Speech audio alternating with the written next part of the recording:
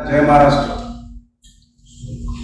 मी Sanjeev Kumar Rathod, film निर्माता, दिग्दर्शक आणि माझ्यासोबत आज आहेत अभिनेते, महाराष्ट्राला परिचित असलेले सुप्रसिद्ध अभिनेते आणि देशाला सुद्धा त्यांची हिंदी सिरियल जे आहे क्राईम पेट्रोल त्यामुळे ते परिचित असलेले अभिनेते मंगेश देसाई जी आहेत सोबत आणि शालिनी राठोड माझी वाईफ आहे आणि ती सहनिर्माती आणि क्रिएटिव्ह डायरेक्टर आहे आणि तिने गाणं सुद्धा या फिल्म मध्ये सिंगिंग केलेलं आहे.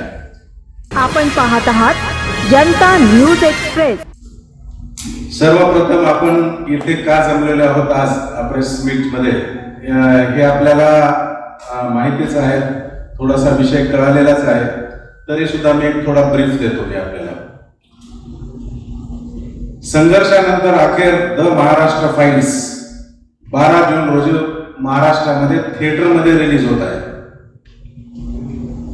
द महाराष्ट्र फाईल्स ही काय Kashmir files, Bengal files, Kerala story यासारखी ही फाईल्स नाही आहे. ही सर्वसामान्यांची फाईल आहे.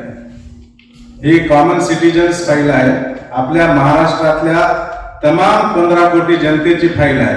प्रत्येकांना असे वाटेल ही माझीच फाईल आहे.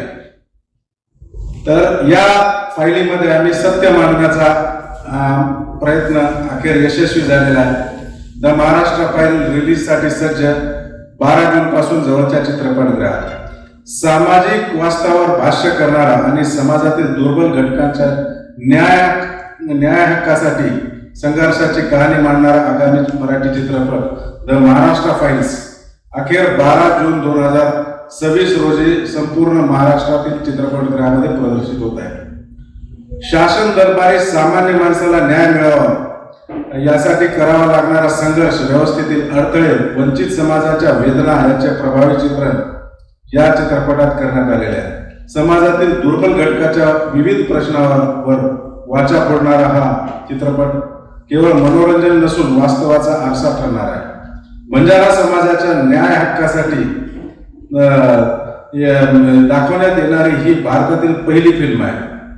मात्र या चित्रपटाचा प्रवास सोपा नव्हता. विविध कारणामुळे या चित्रपटाला विलंब झाला आणि या काळात निर्मात्यांना म्हणजे मला आणि माझ्या टीमला अनेक अडचणीचा सामना करावा लागला. सेन्सॉर बोर्डाने केलेल्या विलंबामुळे या चित्रपटाचे प्रदर्शन लांबले आणि मी एक मराठी निर्माता म्हणून या विलंबाचा आर्थिक आणि मानसिक त्रास मला सहन करावा लागलेला आहे. हा चित्रपट समाजातील वंचित दुर्बल घटकांवर आधारित आहे. मी आपल्याला पहिले सांगितलं, अनेक अडथळे आणि सेन्सॉर बोर्डाच्या विलंबाचा सामना करून अखेर हा चित्रपट प्रेक्षकासमोर आम्ही महाराष्ट्रातील प्रेक्षकासमोर आणत आहोत. सत्य मांडण्याचा आमचा प्रयत्न प्रेक्षकापर्यंत पोहोचेल अशी अपेक्षा आहे आणि त्यासाठी मला तुमची सर्वांची साथ सुद्धा आणि सहकार्य सुद्धा पत्रकार बंधूंची पाहिजे आहे. सत्य परेशान हो सकता है लेकिन पराजित नाही आणि शेवटी सत्याचा विजय झालेला आणि आम्हाला सेन्सॉर बोर्डचं सर्टिफिकेट भेटलेलं आहे आणि 12 जून रोजी महाराष्ट्रातील सर्व चित्रपटगृहामध्ये हा चित्रपट जो आहे रिलीज होत आहे. सेन्सॉर बोर्डाची प्रक्रियाच एकदम मला खूपच क्लिष्ट आणि चुकीची वाटली.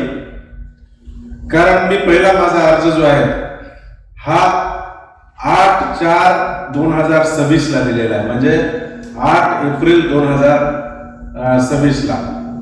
त्यामध्ये मी पहिल्यांदा ट्रेलर दिलं. त्यांना ट्रेलर दिल्याच्या नंतर त्यांना असं वाटलं की बाबा हा काहीतरी अजेंडा आहे, हे आहे ते आहे, नाही बोले पुरे की पुरी फिल्म सबमिट करो.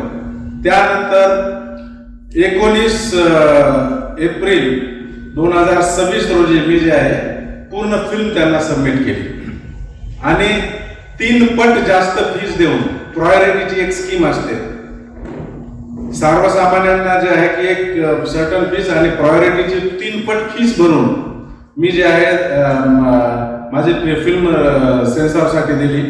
तरी सुद्धा त्यांना फक्त 5 दिवसामध्ये स्क्रीनिंग करावं लागते. 19 तारखेला दिली तर 24च्या मध्ये त्यांना स्क्रीनिंग करावं लागते. त्यांनी केली नाही. त्यानंतर मी त्यांना विचारतो का नाही करत तर लागलो रोज हेलपटे खात, म्हणजे इकडून तिकडे फाईल जशी फिरते, तर महाराष्ट्र फाईल जसं माझी स्वतःची एक सेन्सरच फाईल झाल्यासारखी मला वाटते. तर याच्यामध्ये मी त्यांना बरेच फॉलोअप केल्याच्या नंतर 30 एप्रिल 2026 रोजी त्याची पहिली स्क्रीनिंग झाली. त्याला स्क्रीनिंग कमिटी म्हणतात. त्यामध्ये 4 मेंबर असतात आणि एक जो आहे की तिथला अधिकारी असतो. तर स्क्रीनिंग कमिटीची मीटिंग झाल्याच्या नंतर त्या लोकांमध्ये मतभेद काही होते की बाबा हा टायटलच खूप वेगळा दिसतोय. त्यांना असं वाटलं की बाबा हा काहीतरी अजेंडा फाईल आहे. जसं प्रोपोगंडा फाईल आहे, Kashmir files, Kerala story, Bengal files, या जशा प्रोपोगंडाच्या फिल्म्स होत्या, धुरंधर, या जशा फिल्म्स होत्या प्रोपोगंडाच्या, त्या टाईपचं जे आहे की त्यांना असं काहीतरी वाटलं. पण ही file complete common citizens files आहेत. त्यांनी मग त्या कमिटीने रिकमेंड नाही केले. त्याच्यानंतर त्यांनी रिव्ह्यू कमिटी बसली, जी मोठी कमिटी असते. रिव्ह्यू कमिटीमध्ये जवळपास 9 मेंबर होते आणि 1-2 अधिकारी होते. टोटल 11 जणांची कमिटी होती आणि त्या कमिटीमध्ये मेंबर्स खूप चांगले होते. मी त्यांचे मनापासून धन्यवाद करतो. रमेश पतंगे सर आणि त्यांची टीम होती. त्या टीमने व्यवस्थित काळजीपूर्वक ती फिल्म बघितली 20 मे 2026 रोजी. आणि त्यांनी मला त्याच दिवशी सांगितलं, बाबा तुला US सर्टिफिकेट जे आहे की दिलेलं आहे, पण काही त्याच्यामध्ये कट्स लावलेले आहेत. तर ते कट्स 8 कट्स होते वेगवेगळे. तर आम्ही म्हटलं मग 20 तारखेला 21ला आम्हाला कट्स भेटतील, 22ला भेटतील, 23ला भेटतील. तर असं करत करत आम्ही रोज सकाळी जायचं, संध्याकाळी यायचं, असे म्हणजे एवढे चक्रा मारायला लावलेत आम्हाला सेन्सर बोर्डाने. म्हणजे एवढ्या एका मराठी निर्मात्याची एवढी नामुष्की करून टाकली की सांगता सोय नाही. आणि त्यानंतर जे आहे की मग तरी सुद्धा देतच नव्हते. माझी फिल्म रिलीज जी आहे की 29 मेला होणार होती, ती फक्त सेन्सर बोर्डाच्या याच्यामुळे विलंब झाला. आणि शेवटी मग मला काही करून मला दिल्लीला जावं लागले. आणि एक आमचे मित्र केंद्रीय कॅबिनेट मंत्री आहेत, त्यांना फोन करायला लावलो आणि डायरेक्टली त्यांनी सेन्सर बोर्डच्या चेअरमनला बोलले. आणि त्यानंतर त्यांनी एका 5 मिनिटामध्ये जे आहे की मला ते पत्राचे पाठवलं, पण तिथपर्यंत उशीर झाला होता. 27 मेला जे आहे की मला त्यांनी मेल पाठवला आणि 29 तारखेला जे आहे की माझं फिल्मचं रिलीज होतं. तर अशा या सेन्सर बोर्डाच्या विलंबामुळे आणि या पूर्ण नाकर्तेपणामुळे सेन्सर बोर्डाच्या मला जे आहे की मला खूप नुकसान झालं. माझं प्रचंड मानसिक आर्थिक नुकसान झालं. कोट्यावधी रुपयाचं माझं पूर्ण कॅम्पेनिंग पूर्ण महाराष्ट्रामध्ये होती, पूर्ण रखडली. आणि मला सेन्सर बोर्डाच्या या विलंबामुळे 9 तारखेची डेट 29 तारखेची जी डेट होती 29 मेची, ती 12 जूनला करावी लागली.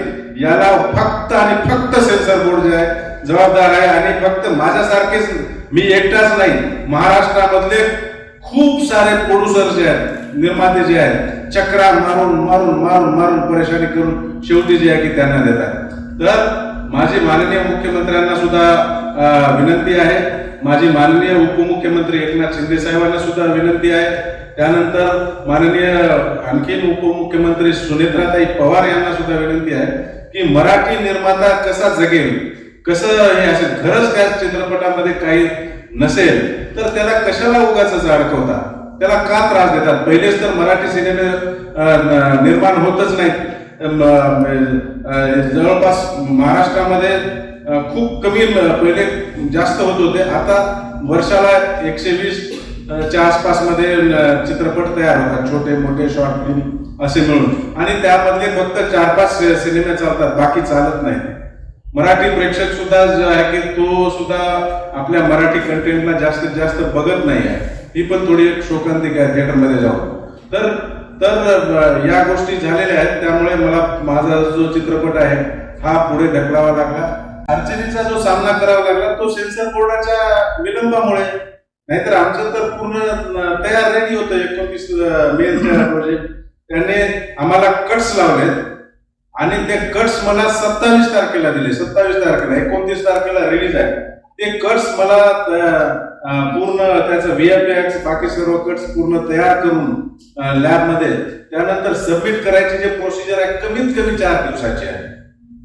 4 दिवसाची आहे आणि मला त्यानंतर मी ते सबमिट केले आणि ते 3 तारखेला 3 जूनला जे आहे मला सेन्सरचं सर्टिफिकेट त्यांनी दिलेलं आहे. नाही, मी स्वतः बंजारा समाजाचा आहे. मी बंजारा तांड्यामधला आहे. हिंगोली जिल्ह्यामध्ये माझं तांडा आहे, चुंचा तांडा, तालुका कळमनुरी, जिल्हा हिंगोली. आणि मी लहानपणापासून तिथल्या समस्या सर्व गोष्टी ज्या आहेत बघितलेल्या आहेत. तांड्यातल्या लोकांचं राहणीमान, त्यांच्या ऊसतोड कामगाराचे त्यांचे जे प्रश्न आहेत आणि विविध त्यांच्या ज्या समस्या आहेत हे लहानपणापासून मी बघितलेल्या आहेत. तिथल्या शाळेमध्ये सुद्धा मी शिक्षण घेतलेलं आहे, प्राथमिक शाळा चुंचा या गावाची. त्यामुळे मला असं वाटलं की बाबा या समस्या कुठेतरी शासन दरबारी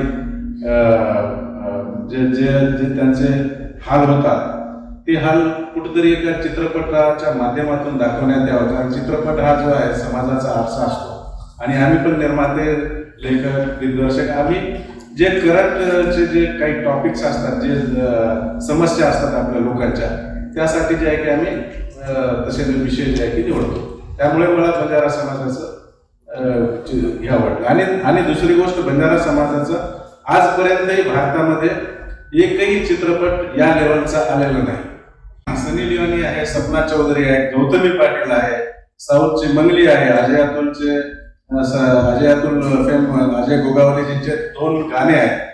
तर याच्यामध्ये घेण्याचं जे स्टोरीला जो बेस होता, ही स्टोरी जी आहे आपली गावाकडून येऊन खालच्या ग्रामीण भागातून म्हणजे गावातून ती स्टोरी जे चालू होते, तहसील, तालुका पातळी, त्याच्यानंतर जिल्हा पातळी, त्यानंतर कमिशनरेट लेवल आणि त्यानंतर मंत्रालय, इथले जे आमच्या फिल्म मधले जे काही नेते मंडळी आहेत त्यांचं लाईफस्टाईल कसं आहे, गोरगरिबांचं लाईफस्टाईल कसं आहे, याच्यासाठी जे काही आम्हाला त्या स्टोरीमध्ये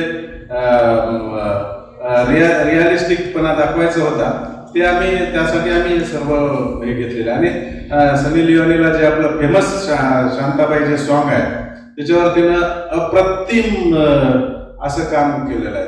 मुळात मी त्यांना काय साथ दिली किंवा मी त्यांना काय सूचना दिल्या या फार मोठं ऐकत या वेळेला. मला असं वाटतं की ही परिस्थिती मराठी चित्रपटसृष्टीवर का यावी. सगळ्यात महत्वाची गोष्ट आहे की सध्याच्या परिस्थितीमध्ये आपण एका वेगळ्या परिस्थितीमधनं जातो मराठी चित्रपटसृष्टी. म्हणजे तुम्ही जर बघितलं असेल तर खूप कमी चित्रपट, मराठी चित्रपट सध्या बॉक्स ऑफिसवर हिट होत आहेत. बाकी चित्रपट खूप तयार होतात पण त्यात ते चालतात का तर नाही. सगळ्यात दुसरी महत्वाची गोष्ट अशी आहे, सॅटेलाइट राईट सध्या बंद आहे चॅनलचं घेणं. OTT प्लॅटफॉर्मने सुद्धा सध्या मराठी सिनेमे घ्यायचे नाहीत असं ठरवलेलं आहे. ही सगळी परिस्थिती असताना, या सगळ्या कठीण परिस्थितीमधून निर्माता जात असताना सेन्सॉर या परिस्थितीमधनं का जावं, म्हणजे काय कारण काय असू शकतं. बरं, एखादा निर्माता समजा त्यांच्या बाकी सगळ्या टर्म्सनुसार जातोय, तुम्हाला किती महिन्याआधी, इतक्या महिन्याआधी अर्ज केला, अमुक फीस भरली, फास्ट ट्रॅक फीस भरली, सगळं झालं, तुम्ही कट सुद्धा सुचवले, पण ते कट सुचवल्यानंतर त्या कट्स जे असतात ते हे कट्स तुम्ही आम्हाला काढून आम्हाला सबमिट करा, म्हणजे मेल करायचा असतो. तो मेल करण्यासाठी एवढा विलंब का? 27 तारखेला तुम्ही तो मेल करा, 27 तारखेला केला, 27ला तो मेल करता आणि 29 तारखेला तुम्ही सिनेमा आता रिलीज करा, म्हणजे माहितीच ते होणं शक्य नाही. कारण ते सगळे चेंजेस आहेत, ते DCP काढणं सगळंच आहे. एक DCP काढण्यासाठी जी फायनल प्रिंट असते ती काढण्यासाठी 12 तास लागतात. ऍडव्हान्स बुकिंग कधी करायला द्यायचं, थिएटरवाल्याला कधी पोहोचवायचं DCP, सगळेच प्रश्न आहेत ना. आणि हा एक सिनेमा नाही, असे खूप आहे. अजून एक होती माळीण नावाचा सिनेमा, ते सुद्धा असा संघर्ष करतात. मी बऱ्याच केसेस रेफर केलेल्या आहेत. ठीक आहे, लँड ॲक्विजिशन ऍक्ट जे आहे 2013 मध्ये आलेला आहे. याच्यापूर्वी 1894 मध्ये लँड ॲक्विजिशन ऍक्ट हा ब्रिटिश कालीन बनवलेला होता. तर LARR ऍक्ट म्हणून जे आहे, right to fair compensation, transparency in land acquisition, resettlement and rehabilitation act जो आहे हा 2013 मध्ये आलेला आहे. ठीक आहे. तर या पूर्वीच्या आम्ही बऱ्याच केसेस आम्ही बघितलेल्या. एक उमादेवी केस म्हणून हिमाचल प्रदेशमध्ये 1967-68 मध्ये एक नवदान सुदानपूर म्हणून एक रस्ता जो आहे की गेला होता. त्यामध्ये 1967-68 मध्ये जमीन जी गेलेली होती, संपादित केलेली होती, भूसंपादित. तर त्या बाईला त्यावेळेस तिचं वय जे आहे 20 वर्ष होतं. तर त्याच्यानंतर तिला 2010 कळालं की बाबा मला जे आहे की जमिनीचा मोबदला बाकीच्या लोकांना भेटतोय आणि मला भेटत नाही. तर अशा पद्धतीनं तिला ज्यावेळेस कळालं त्यावेळेस तिने राज्य सरकार, हिमाचल प्रदेश सरकारकडे तिने मागणी केली की मला मोबदला, जमिनीचा योग्य मोबदला देण्यात यावा. तर ते तिथं फेटाळलं कारण विलंब झाला. आता ही केस डिसमिस झाली या पद्धतीने. त्याच्यानंतर जे आहे की तिनं कोर्टमध्ये गेली. कोर्टने सुद्धा जे आहे की याला विलंब झाला, एवढा वर्ष झालं, त्यामुळे तिथं सुद्धा कोर्टने तिला डिसमिस करून टाकलं. ना तिला नोटीस दिली, ना काही दिला, ना मोबदला दिला. त्यानंतर ती जे म्हातारी जी आहे, बाई जी आहे, उमादेवी केस जे आहे की पूर्ण देशाच्या भूसंपादनाच्या इतिहासातला सर्वात मोठा म्हणजे हा माइलस्टोन असा वापरला जातो आता सध्या. तर उमादेवी वर्सेस जे आहे, उमादेवी वर्सेस मग तिनं काय केलं की सुप्रीम कोर्टमध्ये अर्ज दिला आणि 2020 मध्ये, जानेवारी 2020 मध्ये सुप्रीम कोर्टाने एवढं जबरदस्त स्टेटमेंट तिच्या बाजूने दिले की हायकोर्टाला सुद्धा फटकारलं आणि गव्हर्नमेंटाला जो आहे की गव्हर्नमेंटाला 10 लाख रुपयाचा दंड लावला आणि क्लिअर कट त्यांनी जे आहे आयडेंटिफाय करून तो जो लँड ॲक्विजिशन ऍक्ट जो आहे कसं पारित करता म्हणजे आणखी कडक असे जे आहे निर्देश दिलेले आहेत. आपण जी 2018 मध्ये जे केस म्हणतात 2017 मध्ये धर्मा पाटीलची सुद्धा केस होती, पण ती केस वेगळी होती. त्याच्यामध्ये जो आहे की इलेक्ट्रिसिटी प्रोजेक्टसाठी त्यांनी संपादित केली होती आणि ती केस झालेली होती. हा पण रेफरन्स आम्ही बघितलेलाच आहे. कारण वेगवेगळे पूर्ण देशाची कहाणी आहे. कारण भूसंपादन जे आहे काही एका महाराष्ट्राची कहाणी नाही आहे.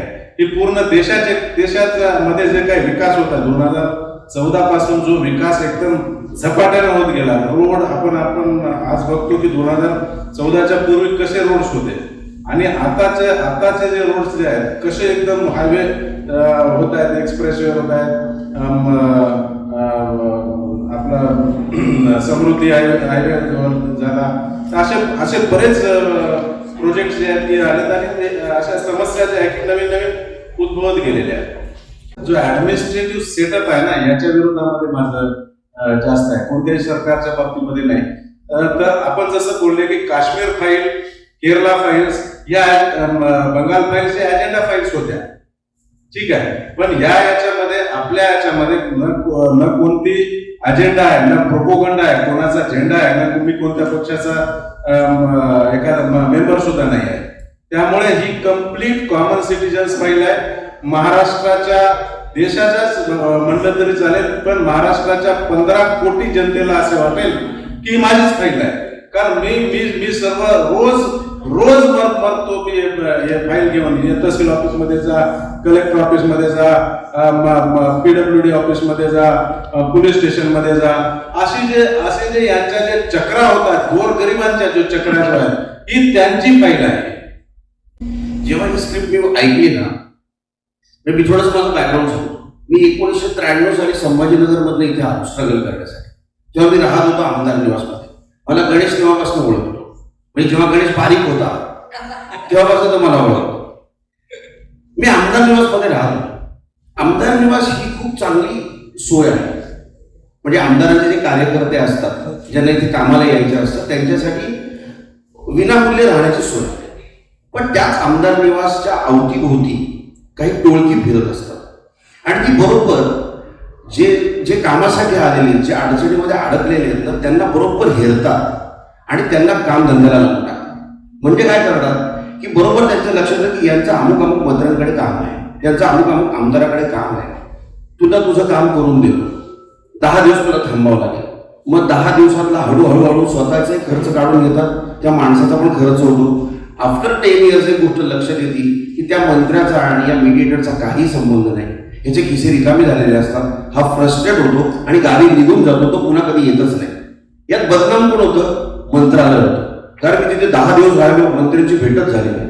तो माणूस हे नाही सांगत की मध्ये मला माणूस असा भेटला होता, त्यांनी मला बसवलं. आणि हे सगळं मी बघत होतो कारण मी त्या आमदार निवासात राहत होतो. माझी एक गोष्ट लक्षात येत होती की आपण सर्वसामान्य माणूस अशिक्षित पण आहे आणि सुशिक्षित पण आहे, पण त्याला एक सेन्स तर आहे ना कुठला तरी की आपल्याला कोणी फसवतंय का, आणि हा सेन्स का असू नये. एक दुसरी गोष्ट, जो माणूस फसवतोय, जो फ्रॉड करतोय, त्याच्या मनामध्ये कुठेच सत्सद विवेक बुद्धी नाही का, त्याच्या मनामध्ये कुठेच माणुसकी नाही का, असे अनेक प्रश्न मला पडायचे. आणि जेव्हा स्क्रिप्ट घेऊन आले म्हटलं अरे हे सगळं मी म्हणजे हे जगलोय मी एवढंच सांगू इच्छितो की आपल्या माध्यमातून महाराष्ट्राचे मुख्यमंत्री देवेंद्रजी, उपमुख्यमंत्री एकनाथजी शिंदे साहेब, सुनेत्राताई, सांस्कृतिक मंत्री आशिषजी शेलार यांना मी नम्र विनंती करतो की मराठी सिनेमा जगवण्यासाठी तुम्ही इतर जसे प्रयत्न करत आहात तसाच एक खूप महत्वाचा प्रयत्न येतो म्हणजे त्यांना वेळेवर सेन्सॉर मिळणं. जर तुम्ही हा प्रयत्न तुमच्या माध्यमातून केला तर मला असं वाटतं की अनेक मराठी सिनेमे जे अडकले ते पटकन रिलीज होतील. आणि मराठी निर्मात्याला खूप सोसावं लागतं, त्याचं एक बजेट कन्सर्ट असतं. जर आज 29 तारखेला रिलीज होणाऱ्या सिनेमासाठी यांनी अनेक पैसे खर्च केले असतील, 1.25 करोड खर्च केले असतील, पुन्हा 12 तारखेला तो पोस्टपोन झाल्यामुळे जो पैसे खर्च करावे लागणार आहेत त्याचा भुर्दंड त्यांच्या खिशाला बसणार आहे. सिनेमा किती चालेल हा भविष्याचा प्रश्न आहे, तो अजून माहिती नाही. या सगळ्यांना माझी विनंती आहे की याच्यावर एक चांगला काहीतरी तोडगा काढला पाहिजे, तर मराठी सिनेमा जगण्यासाठी खूप चांगला फायदा होईल. हे बघा, हे सगळं टाळण्यासाठी दोन्हीकडनं एका हाताने टाळी वाजत नाही, दोन्ही हाताने टाळी वाजते. जसं आता 2 महिने आधी तुम्हाला ऍप्लिकेशन करावं लागतं, निर्माते 2 महिने आधी ऍप्लिकेशन करतात, सगळ्या पूर्तता पूर्ण करतात. मला असं वाटतं की तिकडच्या बाजूने सुद्धा हे सगळं घडतंय. आता आपण यांना पटकन सेन्सॉर सर्टिफिकेट दिलं पाहिजे, हे तिकडच्या बाजूने पण येणं फार गरजेचं आहे. आणि याच्यामध्ये सरकारचा काहीही दोष नाही, बिकॉज संजय सर म्हणाले त्याप्रमाणे बॉडीज कम्प्लीट वेगळी, ही सेंट्रल मिनिस्ट्रीची बॉडी आहे, ही सेंट्रलवरनं ऍक्टिव्हेट होणार आहे. पण ठीक आहे, अशा निर्मात्यांना खरं तर शाबासकी दिली पाहिजे की जे चला आता 29 तारखेला होत नाही, आता मी करतच नाही सिनेमा, बघूया कुठेतरी सॅटेलाइट किंवा OTT ला आपण टाकून देऊया, असं न करता ते तो सिनेमा परत आणण्याचा प्रयत्न करताय.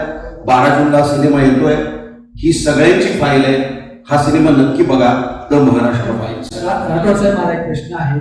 सेन्सॉरने या चित्रपटासाठी जे 8 कट सुचवले ते खरोखरच कट करणं आवश्यक होतं का, आणि या केलेल्या कटमुळे महाराष्ट्र फाईल्स या चित्रपटाच्या कथानकावर काही परिणाम झाला आहे का? कट तर होते, बरेच मोठे होते, आणि याच्यामध्ये काही असे VFX सुद्धा कट्स होते. त्याच्यामुळे थोडासा स्टोरीवर माझा परिणाम झाला, पण तरी पण आम्ही एडिट वगैरे व्यवस्थित करून त्याला रिएडिट करून जे आहे आम्ही हा चित्रपट जो आहे पूर्ण करून सेन्सर बोर्डाला दिला. त्यांनी तो मान्य केला आणि सेन्सरचं सर्टिफिकेट सुद्धा आम्हाला भेटले. रचनात्मक जो बदल जो आहे ना याच्यामध्ये केला पाहिजे असं मला वाटते, कारण इतकी क्लिष्ट प्रोसेस करून ठेवलेली आहे सर्वसामान्य लोकांना. ही थोडीशी जर त्याच्यामध्ये खरंच काही जर असेल तर त्यांचा संदर्भ पूर्वीच्या सर्व फिल्ममध्ये पण आलेला असेल आणि आता तुम्ही देत नसेल, क्लिअर कट एक गाईडलाईन ठेवा, तुम्हाला एवढ्याच दिवसामध्ये ते भेटेल, एवढ्याच तुमचा स्क्रीनिंगचा एवढा टाइम राहील, त्याच्यानंतर रिव्ह्यू कमिटीचा एवढा टाइम राहील, त्यानंतर तुम्हाला कट्स एवढ्या दिवसामध्ये येतील.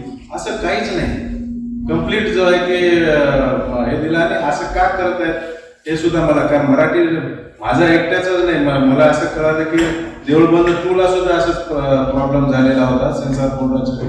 शेवटी आमचे दिग्दर्शक सर जे आहेत प्रवीण तरडेजी, मी खूप रिस्पेक्ट करतो त्यांना, तर त्यांना सुद्धा तिथं सेन्सॉर बोर्डाच्या ऑफिसमध्ये जाऊन 2 दिवस बसावं लागेल. म्हणजे आम्ही प्रमोशन करू इकडे की सेन्सॉरच्या बोर्डाच्या चक्रा मारत बसू. हे का का असं ठरते हे आम्हाला स्वतःला सुद्धा प्रश्न पडलेला आहे. आणि हा चित्रपट जो आहे की सेन्सर बोर्डाने का नाकारला, पहिल्यांदा का विलंब लावला, तर हे बघण्यासाठी सुद्धा लोकांनी चित्रपटगृहात जावे अशी मी विनंती करतो. कारण ही सर्वसामान्यांची फाईल आहे, कोणाचीच फाईल नाही. ना कोणत्या पक्षाची नाही, ना कोणता अजेंडा नाही, कोणता झेंडा नाही, कोणताही प्रोपगंडा नाही. सर्वसामान्य शेतकरी कुटुंबाची एक व्यथा जी आहे हे मांडण्याचा आम्ही प्रयत्न केलेला आहे. महाराष्ट्र फाईल हे लोकांसमोर मांडण्यासाठी पण ती कुवत लागते माणसामध्ये, आहे की नाही? तर मला हे सांगायचं होतं, त्यांना उत्तर द्यायचं होतं तेव्हाच, त्यांना कदाचित मिळालं असेल. बाकी हा चित्रपट एंटरटेन वाईज खूप चांगला आहे, खूप सुंदर गाणी आहे. गाण्यावर पण बोलले बरेच की मध्ये सनी लिओनी कशी आली. लेट मी क्लिअर, आपण आता वावरत आहोत तर काय डान्स बार चालत नाहीये, काय दुसऱ्या काही गोष्टी होत नाहीये, असं एका हॉल करून काय पार्ट्या सॉन्ग वाजवल्या जात नाहीये, सगळं होतं. तर ते त्याचाच एक भाग आहे. आपल्या समाजामध्ये ज्या ज्या गोष्टी घडतात ना, त्या रियालिटी बेस्ड वाईज आम्ही त्याच्यामध्ये दाखवल्या. म्हणजे आम्ही ग्रामीण याची परेशानी, तर आपली लाईफ म्हणजे आपण सिटीमध्ये राहणारे लोक कसे जगतो, आपण सामान्य लोकांची लाईफ जगत नाही आज, त्यांचं ते समजत नाही. आपण सिटीत राहतो ना, त्याच्यामुळे आपल्याला माहित नाही की तिथे इलेक्ट्रिसिटी रोज जाते ना, तेव्हा ते काय फेस करतात. आपल्याला एसी मधून 2 मिनिट बाहेर गेलं की त्रास होतो. ते लोक शेतामध्ये पाणी देताना त्यांना किती त्रास होतो. रात्र ते जागतात त्या पाण्यासाठी की आता लाईट येईल, 2-2 तास ते तिथं शेतामध्ये राहतात. तर ती गोष्ट आपल्याला नाही कळणार, ते आपण तिथे राहून कळतं. आणि त्याच्यात आम्ही राहिलेलो आहे. आम्ही शेतकरीची मुलं आहोत, आम्ही त्याच्यातून निघालेलो आहोत. तर ही गोष्ट कुठेतरी आमच्यामध्ये होती आणि ती मांडायची होती. ही नुसती फाईल म्हणजे ती एकच गोष्ट नाही आहे, एकच फाईल घेऊन ती एक लँड एक्विजिशन ऍक्ट नाही आहे. तुम्ही याच्यामध्ये खूप साऱ्या समस्या बघाल, ज्याच्यामध्ये प्रत्येक माणूस म्हणेल की ही माझी समस्या, ही माझी समस्या आहे. तर हा मूवी एंटरटेनिंग पण आहे, समाजाला काही माहिती देणारी पण आहे, आणि एका सर्वसामान्य महिलेला किती त्रास होतो समोर जायला हे पण आहे. तर याला एन्जॉय करा आणि थिएटरमध्ये बघा. या चित्रपटाला साथ द्या, क्रिटिक्स करू नका बस. कारण एका निर्मात्याला, प्रोड्युसरला माहित असते की मूवी निर्माण करायला किती मेहनत लागते. आणि मी माझी लाईफ सॅक्रिफाईस केली आहे. माझ्या हजबंडला मी कधीही अर्ध्या रात्री पण कधी त्यांचा फोन बिझी असते तरी मी विचारत नाही काय करताय काय नाही, मी त्यांना डिस्टर्ब सुद्धा करत नाही. मी माझ्या मुलांना सांभाळते. म्हणजे एका महिलेचं मी तुम्हाला एक सांगते, आमचं स्वप्न पूर्ण करणं म्हणजे काय असं साधी गोष्ट नव्हती. सगळ्या त्यागांपासून हे निघालेलं आहे. तर ही एक आमची पण कहाणी आहे, याच्यामध्ये कधी समोर होऊ शकते फ्युचरमध्ये आमच्या दोघांची पण कहाणी येईल कधी, कारण खूप संघर्ष बघितला आहे आयुष्यामध्ये आम्ही. आणि धन्यवाद तुम्ही सगळे आलात याबद्दल. थँक्यू. अचूक बातम्या, निपक्षपाती विचार, अन्यायाविरुद्ध वाचा फोडणारे परखड विचारांचे सार्वभौम दैनिक प्रजासत्ताक जनता.